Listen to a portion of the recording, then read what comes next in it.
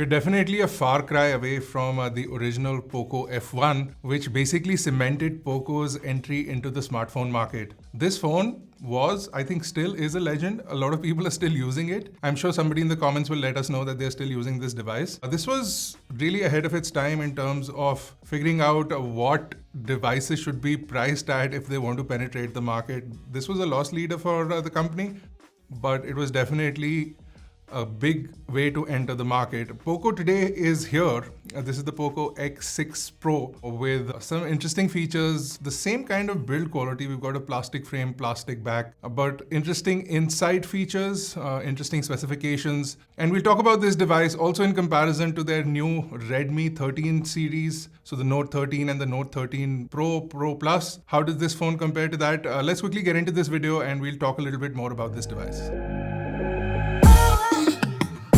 To start off with, the price of the Poco X6 Pro is $26,999, and at that price, it does offer up some interesting specifications and does offer up a good bang for its buck. And that's where the mid-range or the more affordable smartphone market has reached. It's gone from under 20,000 to under 30,000. Everything's becoming more expensive, right? But let's talk about this device. So, like I mentioned, this has a plastic back panel, a plastic frame, but a Gorilla Glass 5 on the front. You also do have an AMOLED display, a 120Hz display, which is adaptive, so it'll switch between 60 Hz and 120 Hz. So you're not getting an LTPO display, but that's not really an issue. The bezels are more or less symmetrical. You do have a slightly bigger chin at the bottom here, and you do have a punch hole front-facing camera. On the back also, there are 3 cameras. One of them is a macro camera. I'm not very happy about that. So we'll get to that when we talk about the cameras a little bit.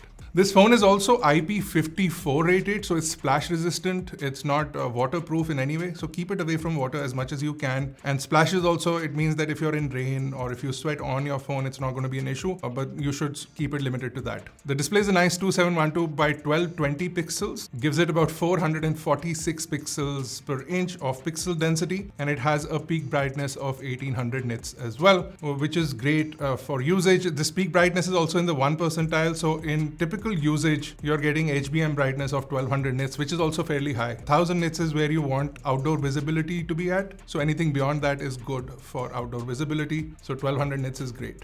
The display itself is a 6.67 inch display. They call it Crystal Res Flow AMOLED display, which is fine, and all colors are good, and brightness, like I mentioned, is good. And viewing angles are great as well, and depth of blacks is also great, as you would expect from an AMOLED display. Another thing that you will really enjoy on this are the speakers. The speakers are nice and loud. Although they are tinny, you will not find any bass from the speakers. They are Dolby certified. So if you want to use the speakers on your device for some reason, you can do that. They're fairly loud as well. But like I mentioned, they don't have depth in them, but they are loud. A high performance mode to get the maximum performance out of this phone. But even at medium performance, we did not feel like this phone was slow in any way. Only benchmark scores come out less. Once you put it on high performance mode, the benchmark scores also match up, but the performance doesn't really improve that much because you are getting pretty good performance anyway. The display is HDR10 plus rated. It is also great for consuming content. You do have Wildvine L1 certification, so you can stream all from your favorite streaming services. So all of those things are definitely not an issue. The device itself is fairly squared off. The front is completely flat, and the edges are sort of tapered, but they are sharp in the hand. I would recommend you use a case when you use this device. The back is curved, so it does feel better, but the edges are sharp and they do tend to sort of not sit comfortably in your hand. So that is something that a cover will definitely fix. I think most people are going to keep it in a cover, so that problem is not a big problem either. So this phone is on Xiaomi's HyperOS, which is, again, something that is not available on other Xiaomi devices as of now.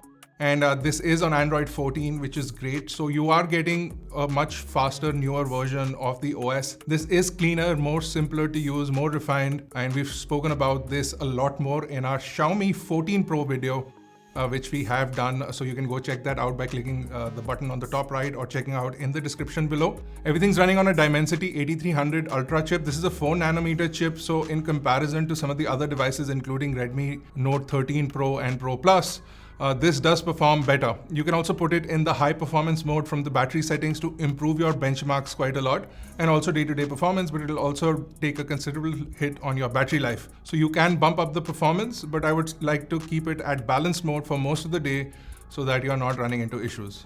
You get options between 8GB of RAM and 256GB of storage, or 12GB of RAM and 512GB of storage. So you can pick from those, and prices vary only by 2,000 rupees. So it's not a big difference. So if you can afford the extra RAM and the extra storage, you should definitely do that. And of course, you have the ability to add virtual RAM in there as well.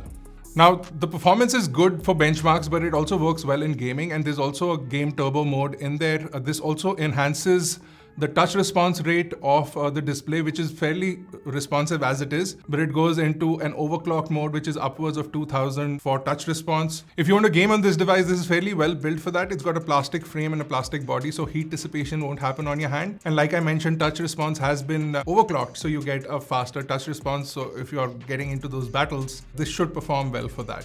So for the main camera, we have a 64 megapixel f1.7 camera, an 8 megapixel ultra wide camera, and a 2 megapixel macro camera. Now, macro cameras usually are a bust, and I don't think that there should be a third camera for a macro camera anyway. But a 2 megapixel camera anyway is very poor resolution for a macro camera. But having said that, some of the macro samples that we took on this device actually turned out good, and they look great on the phone. We're not too sure how they would look on a bigger screen, but they do look good on the phone, and colors and sharpness is pretty good.